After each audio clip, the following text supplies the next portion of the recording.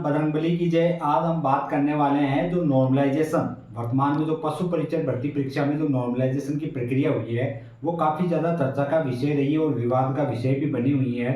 इसमें सभी जितने भी कोचिंग वाले या जिसके अंदर बेरोजगार नेता या अन्य प्लेटफॉर्म पर सभी पे उसकी निंदा की जा रही है और जो नॉर्मलाइजेशन प्रक्रिया अपनाई गई है वो वास्तव में ही अभ्यर्थियों के साथ में कुछ शिफ्ट के साथ में काफ़ी ज़्यादा मतलब उनके साथ में नुकसान हुआ है। तो उसके ऊपर ही हम बात करने वाले हैं कि अब तक इस प्रक्रिया का क्या हुआ।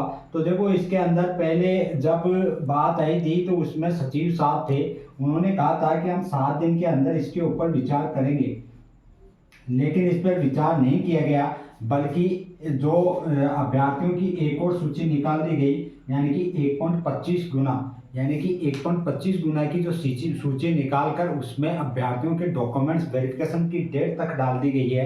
तो इससे ये एक चीज़ तो साफ हो गई कि सरकार और कर्मचारी चयन बोर्ड इसके ऊपर उतने प्रभावित नहीं हैं या उतने विचार नहीं कर रहे हैं जितना वो अपने आप को बता रहे थे कि हम इस पे सोचेंगे, विचार करेंगे। तो जहाँ तक ये जो लिस्ट निकालने का सवाल है तो कर्मचारी चयन बोर्ड और सरकार की मंशा है कि जल्दी से जल्दी इस भर्ती प्रक्रिया को पूरा किया जाए।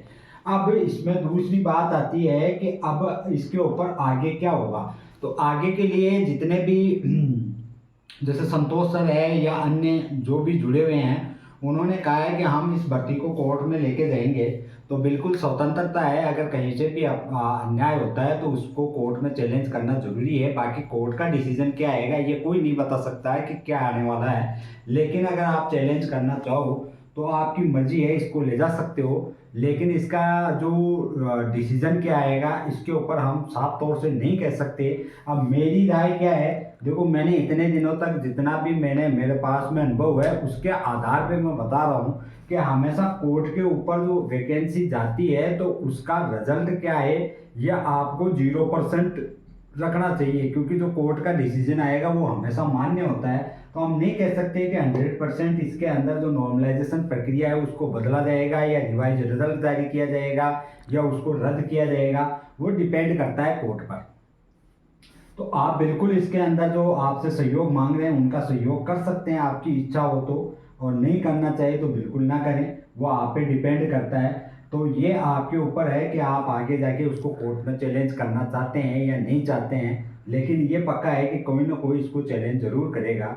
अब जो अभ्यर्थी है वो क्या करें इसके ऊपर, तो अभ्यर्थियों के लिए मेरा एक ही संदेश है। मैंने शुरुआत में, चाहे आप मेरा वीडियो उठा के देख लो, रिजल्ट के पहले मैंने कह दिया था कि ये नॉर्मलाइजेशन प्रक्रिया भी नहीं होती, मान लो ये नॉर्मलाइजेशन वाला मुद्दा भी नहीं होता तो भी ये भर्ती 100% कोई ना कोई शिफ्ट वाला इसको कोर्ट में जरूर चैलेंज करता, चाहे वो डाउट वाले क्वेश्चनों को लेकर ले लो या डिलीट वाले क्वेश्चन को लेकर ले लो या जो डिलीट हुए उन क्वेश्चनों को लेकर ले लो जिसका कोई सही होगा पहले आंसर की में और वो डिलीट कर दिए गए, तो उनको लेकर कोई किसी न किसी प्रकार से ये कोर्ट में जानी थी।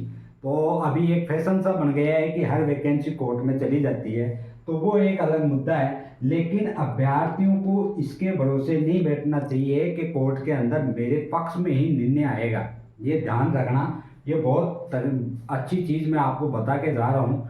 आपको अगर कोर्ट में लेके जाना है तो आप कोर्ट के अंदर जितना भी आपका सहयोग है वो जो मांग रहे हैं उनका करो। मैं किसी की मना नहीं करता कि भाई मत करो, जो मांग रहे हैं उसका सहयोग करके फिर उसको भूल जाओ तो आप हमेशा जीत में रहोगे।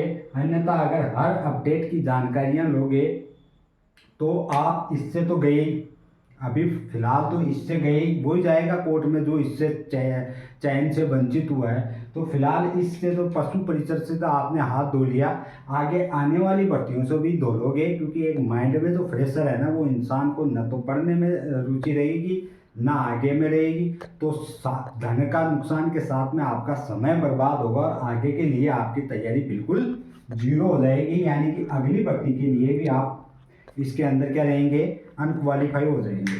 तो मेरी यही है कि आप चाहें तो इसमें करके और उसके बाद में इसको भूल जाएं और आगे की तैयारी जारी करें तो आपका बढ़िया हो सकता है। अब इसमें क्या इसमें एक चीज़ मेरे को अच्छी लगी कि इस बार जो कर्मचारी चयन बोर्ड है, अब देखो सब उनकी अपने अपने विचार है वो रख रहे हैं। तो मैंने तो जहाँ तक देखा है ये पहली बार है कि कर्मचारी चयन बोर्ड इतनी साफ सुथरी भर्ती करवाई है।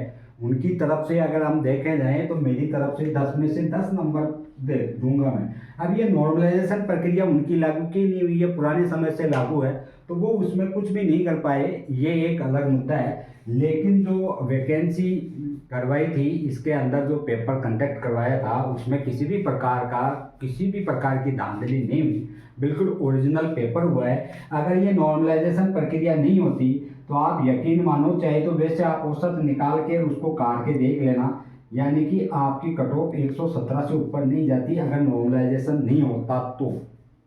ये वास्तविकता है, क्योंकि इसमें छठी पारी के बढ़ा दिए, तो यानी कि छठी पारी के जो जिसके 115 थे वो सीधा वहाँ पे पहुँच रहा है, और चौथी पारी का जो है 135 वाला वो यहाँ तक आ रहा है। तो कुल मिला के बात ये है कि कट ऑफ रहनी इतनी थी, यानी कि ज़्यादातर चौथी पारी वालों के हो जाते, लेकिन इतने तक जाने वाली थी ये वास्तविकता है। अभी भी इतनी जा रही है, लेकिन वो नॉर्मलाइजेशन करके सारा खेल बिगड़ गया है, बात ये है। तो ये बात है। तो इससे हम एक आइडिया तो लगा सकते हैं कि 6000 की वैकेंसी में, यानी कि अगर पेपर ईमानदारी से अगर करवाया जाए तो कट ऑफ यहाँ तक पहुँच सकती है। लेकिन जहाँ 50-50 हज़ार की वैकेंसी हुई थी, मैंने रीट का दिया था, उसमें कट ऑफ गई थी 133, 150 में से, कितने में से 150 में से 133 गई थी। अब आप इसका परसेंटेज निकाल के देख लेना कितनी होती है, यानी कि 90 के लगभग परसेंटेज गई थी। तो ये बात है। अब आगे क्या करना चाहिए आपको, तो आगे के लिए मैं बता देता हूँ। आपको चतुर्थ श्रेणी की तैयारी करनी चाहिए, बिल्कुल करनी चाहिए। और चतुर्थ श्रेणी की तैयारी भी इस प्रकार से करनी चाहिए कि भाई मैं इसमें रह गया या इसमें मेरा हो रहा है, फिर भी मेरे को इसमें चांस लेना चाहिए। क्योंकि जो पशु परिचर वाले में इसमें थोड़ा फर्क है, क्योंकि ये उससे अच्छी जॉब है आपके लिए, आगे की तैयारी के लिए भी अच्छी जॉब है, और साथ में आपको मौका मिले तो आपके कैरियर को बनाने वाली ये जॉब है। तो ये इसमें आपको ट्राई मारनी चाहिए।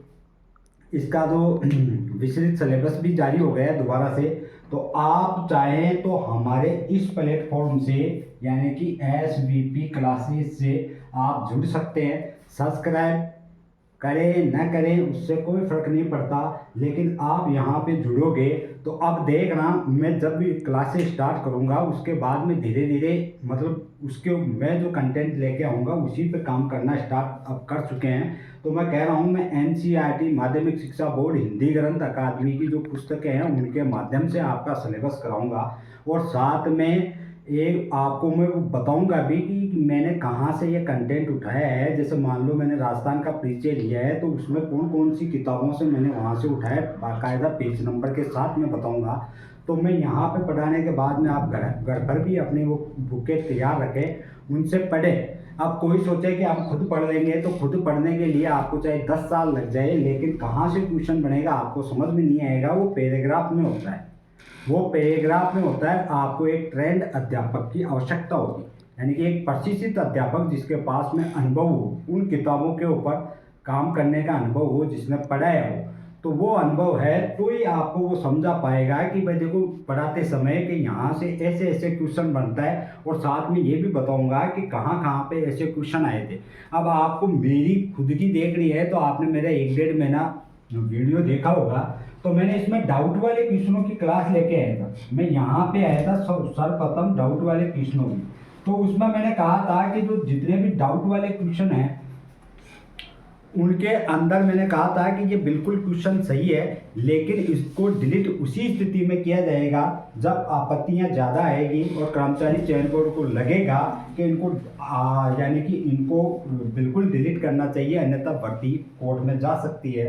तो उसके अंदर एक तो देखो कोटा प्रजामंडल की स्थापना वाला क्वेश्चन था, उसमें पुनर्गठन, मैंने उस समय कहा था कि पुनर्गठन अगर शब्द आता तो 1945 आता, लेकिन अगर पुनर्गठन शब्द नहीं है, 1939 उसके अंदर ऑप्शन में नहीं है, तो फिर ये बिल्कुल सही होना चाहिए था। बिल्कुल ये सही भी था, ये सही भी था, क्योंकि 1939 अगर आता तब यहाँ पे पुनर्गठन देना जरूरी था, लेकिन ये ऑप्शन में नहीं है।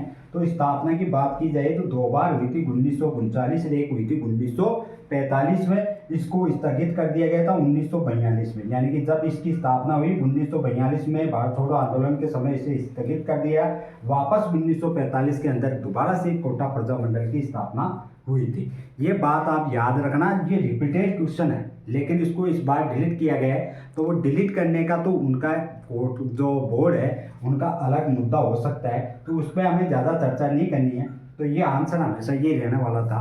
तो उसी समय मैंने बता दिया था कि जब आपत्तियाँ ज़्यादा आएगी इसको डिलीट किया जाएगा। एक देखो 926 वाला है, इसके लिए भी मैंने बोला था कि ये प्राथमिक आंकड़ों से संबंधित डाला गया है, क्योंकि कोई भी अगर ऑप्शन डाला जाता है तो ऐसे रैंडमली नहीं उठा के डाल देते कि भाई ले मैं तो ऐसे ही डाल दूंगा। इसको सोच समझ के डाला गया था। 928 इस ऑप्शन में से हटाया गया था। तो आगे ऐसा क्वेश्चन आए तो हमेशा ध्यान रखना, ऐसा ही मान्य होता है, कई भर्तियों में हो चुका है।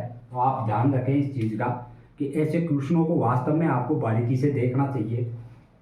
एक क्वेश्चन वो था अपने पास में तो सबसे ज़्यादा चर्चित रहा है और सभी प्लेटफॉर्मों ने उसका मतलब कहा था कि ये तो 100% डिलीट होगा। उस दिन मैंने कहा था कि ये डिलीट नहीं होगा। अब वो कौन सा क्वेश्चन था? वो था आपका गवर्नर वाला क्वेश्चन। अब उसका क्या हुआ है वो मैंने अभी तक देखा नहीं, लेकिन मैंने उस समय दावा किया था कि ये बिल्कुल किसी भी हालत में डिलीट नहीं होगा, क्योंकि गवर्नर शब्द जो है अंग्रेजी के अंदर है, गवर्नर ही हिंदी के अंदर है। यानी कि राज्यपाल शब्द है वो अपने आया था 1956 में। यानी कि 1956 में जो राजप्रमुख के पद को हटाकर उसकी जगह राज्यपाल शब्द जोड़ा गया था। तो इस प्रकार से ये गवर्नर वाला जो है वो जो आपके सवाई मानसिंह सेकंड आएंगे, और वो शायद मेरे हिसाब से वही रहा होगा इसमें, वो देखना पड़ेगा क्या है। तो आपको इतना तो पता लग गया होगा कि बड़ी बड़ी कोचिंगों ने इनका सीधा वो बताया गुरुमुख निहाल सिंह, लेकिन मैंने एनसीईआरटी का प्रूफ दे के साथ में ये दावा किया था कि इसका ऑप्शन चेंज नहीं होगा। अब इतनी चर्चा करने के बाद भी अगर आपको लगता है कि वास्तव में ये प्लेटफॉर्म छोटा है, इस पर वो ज्ञान नहीं मिल सकता जो बड़े पे है, तो बेशक आप अभी से मेरे इस चैनल से बाहर निकले। अब मैं और एक और चीज़ बता देता हूँ, इस पर मेरा कमाई करने का इरादा 0% है, ये भी आप याद रखना। न मेरे को कोई सब्सक्राइब से मतलब है, न मेरे को इस पर व्यूज से कोई लेना देना है, ईमानदारी की बात है। न मेरे को व्यूज से मतलब है, न मेरे को सब्सक्राइब से मतलब है, न मेरा इस पर कोई कमाई करने का या कोई और विचार है।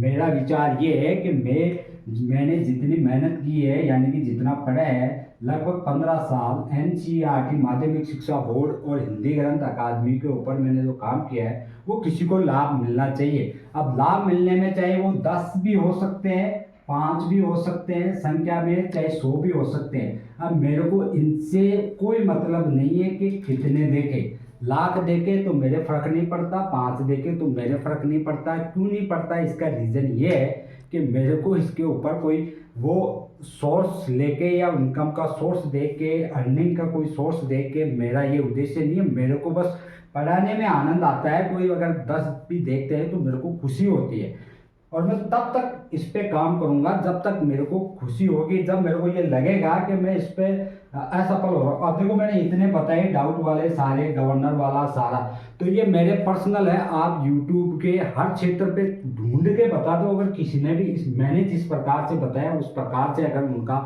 हल करके बताया हो तो मैं आज ही बंद कर देता हूँ इसको। लेकिन मेरे को अब कॉन्फिडेंस ये हो गया कि वास्तव में जो चल रहा है वो वास्तव में एक वो रिपीटेड क्वेश्चनों की हवाबाजी और उसी के आधार पे आंसर दे रहे हैं, लेकिन कोई भी अपने दिमाग का या जो एनसीईआरटी बुकों के अंदर दे रखा है उन सोर्सों का इस्तेमाल करके आंसर कोई नहीं दे रहा है। अब मैंने दिया और वो देख लो आप, सारी चीज़ें आपके सामने हैं, वो बिल्कुल वैसी की वैसी ही आई है। दांतों वाले क्वेश्चन का सबसे पहले मैंने दिया था और मैंने कहा था कि ये डिलीट होने वाला है, वो देख लो आप डिलीट हो गया है। तो इस प्रकार से सारे क्वेश्चन, गवर्नर वाला है मैंने कहा था ये डिलीट नहीं होगा, जबकि सब कह रहे थे ये डिलीट होगा। कहाँ हुआ? नहीं हुआ। जहाँ तक मेरे को पता है वो नहीं हुआ, और उसका आंसर शायद सवाई मानसिंह सेकेंड ही रहा है, वो भी चेंज नहीं हुआ। तो इस प्रकार से मैंने किया है। अब आप अगर जुड़ना चाहें तो संख्या चाहे कितनी भी हो वो आप जुड़ सकते हैं, और कल से मैं चतुर्थ श्रेणी पे काम करने वाला हूँ।